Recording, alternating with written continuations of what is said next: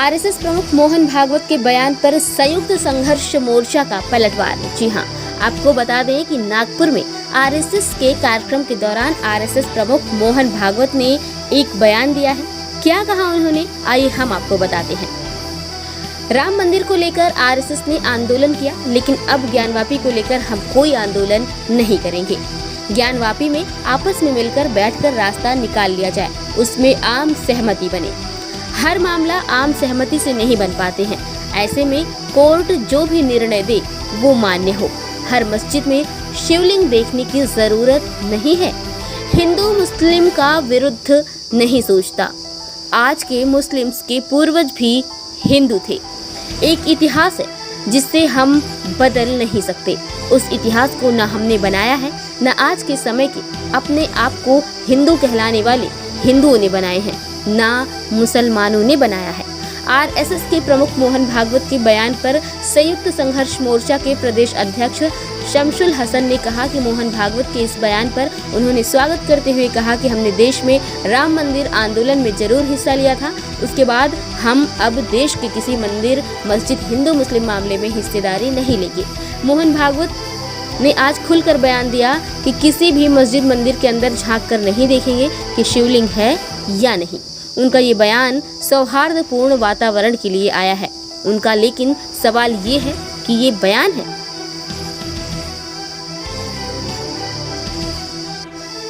देश हित के लिए है या सियासी है। अगर देश हित में है, जनता उनके साथ है। अगर उनका ये बयान सियासी है तो देश की करोड़ जनता भी दूर रहेगी। ब्यूरो रिपोर्ट, राजेश सिसोदिया, गुजरात खबर 24 एक्सप्रेस। प्रकरण निकल रहे, ज्ञानवापी का मुद्दा चल रहा है। अब ऐसे मुद्दे हैं, एक इतिहास तो है, उसको हम बदल नहीं सकते।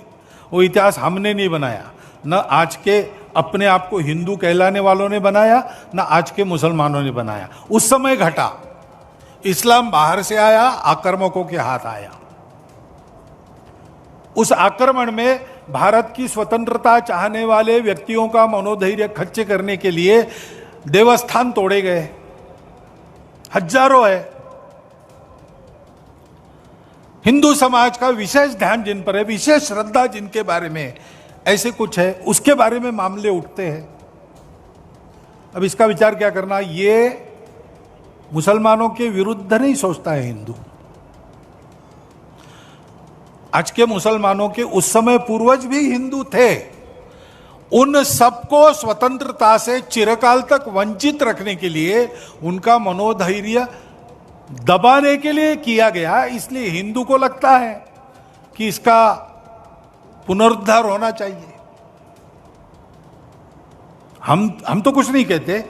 हमने 9 नवंबर को कह दिया कि एक राम जन्मभूमि का आंदोलन था जिसमें हम अपने प्रकृति के विरुद्ध किसी ऐतिहासिक कारण से उस समय की परिस्थिति में सम्मिलित हुए। हमने उस काम को पूरा किया। अब हमको कोई आंदोलन वगैरह करना नहीं है। लेकिन इश्यूज अगर मन में है तो कुछ उठते हैं। ये किसी के विरुद्ध नहीं है और विरुद्ध मानना नहीं चाहिए। मुसलमानों ने तो नहीं मानना चाहिए, हिंदुओं ने भी ये नहीं करना चाहिए। अच्छी बात है, ऐसा कुछ है, आपस में मिल बैठकर सहमति से कोई रास्ता निकालिए। लेकिन हर बार नहीं निकल सकता। इसमें कोर्ट में जाते हैं तो फिर कोर्ट जो निर्णय देगा उसको मानना चाहिए। अपनी संविधान सम्मत न्याय व्यवस्था को पवित्र, सर्वश्रेष्ठ मानकर उसके निर्णय हमको पालन करने चाहिए। उनके निर्णयों पर प्रश्न चिन्ह नहीं लगाना चाहिए।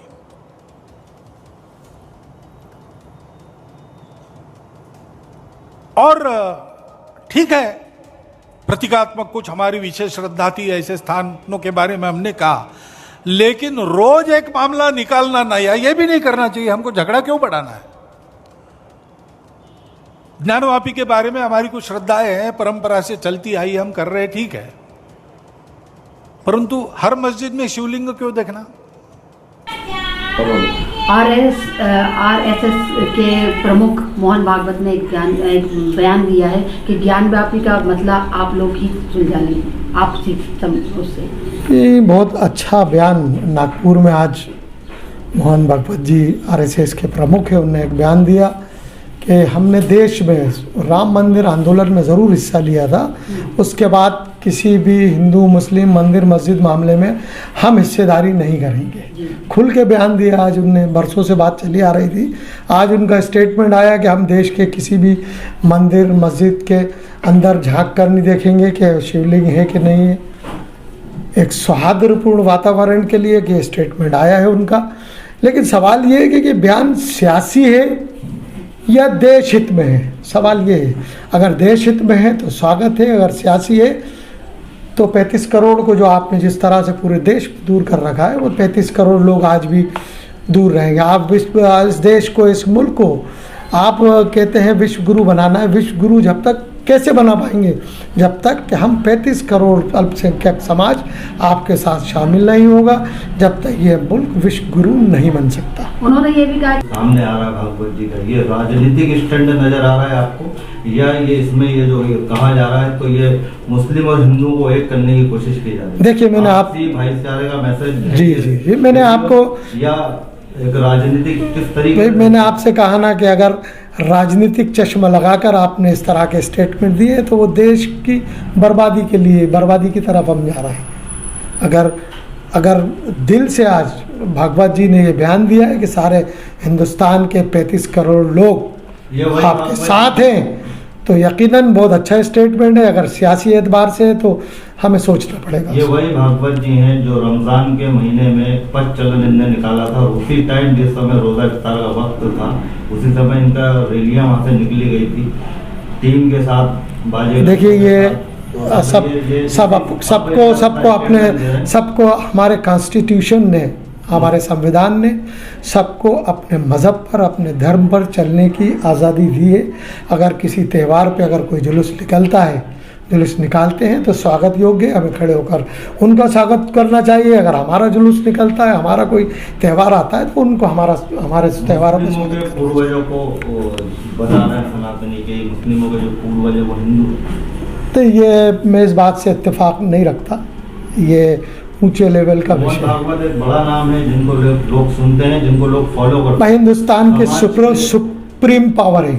अगर वो इस तरह के बयान देते हैं कि देश हित में बयान देते हैं कि देश को एक होना चाहिए, तो यकीनन हमारे उलमा इकराम को भी आगे आना चाहिए।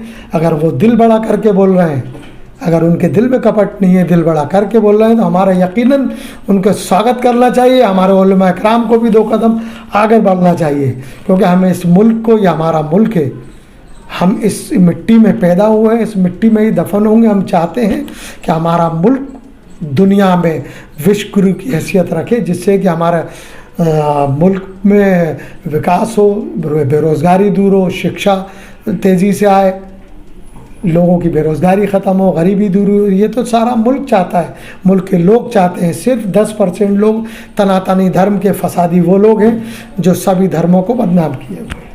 जो मुसलमान है वो पूर्वज हिंदू थे। देखिए, हम तो सुन के ईमान लाए हैं, और जो इस मुल्क में सदियों से ये इस्लाम धर्म चला आ रहा है, हमने होश संभाला तो इस्लाम धर्म में हमारे कान में अजान पड़ी जाती है, हमें एहसास कराया जाता है कि हम ईमान में दाखिल हो गए। तो ये तो सनातन धर्म के, इनको कुछ ज़्यादा मालूम होगा, भागवत जी ने बोला है तो वो बेहतर जवाब दे पाएंगे इसका। उन्होंने कहा हर मसले का जो है, हर मसला आम सहमति से भी निभाया, वो सहमति से भी। ये देर से आया, ये मोहन भागवत जी, मैंने कहा ना स्वागत योग्य, लेकिन देर से क्यों? आज देश में अस्थिरता का माहौल है। ये बयान तो ज़रूर अच्छा बयान है, काम करेगा लोगों के, हमारे और आपके बीच में, जनता के बीच में, हिंदू मुस्लिमों के बीच में एक अच्छे माहौल का, एक अच्छा एक को खड़ा करने का काम ज़रूर करेगा। लेकिन ये देर से क्यों? आज जब मुल्क, हमारा मुल्क बहुत पिछड़ गए हम लोग। ये मुल्क हिंदू मुस्लिम मंदिर मस्जिद के सिवा इस देश में मुल्क की तरक्की की बात पिछले 8-10 साल से नहीं की गई है। आज अगर मोहन भागवत जी कहते हैं कि हम सब एक हैं, हम भाई हैं, वो बड़े भाई हैं, हम छोटे भाई हैं, तो ये उनके इस बयानों का मैं शमशुल हसन बल्ली संयुक्त संघर्ष मोर्चा का प्रदेश अध्यक्ष, एक जिम्मेदार व्यक्ति होने के नाते से मैं उनके बयान का स्वागत करता हूँ। लेकिन इसमें कोई सियासी मसाइल नहीं होना चाहिए, सियासत नहीं होना चाहिए। जो आपके दिल में है अगर वही ज़बान पे है तो स्वागत है, नहीं तो कई बार हमने देखा है कि बगल में चोरी होती है और मुंह में राम होते हैं। उन्होंने ये भी कहा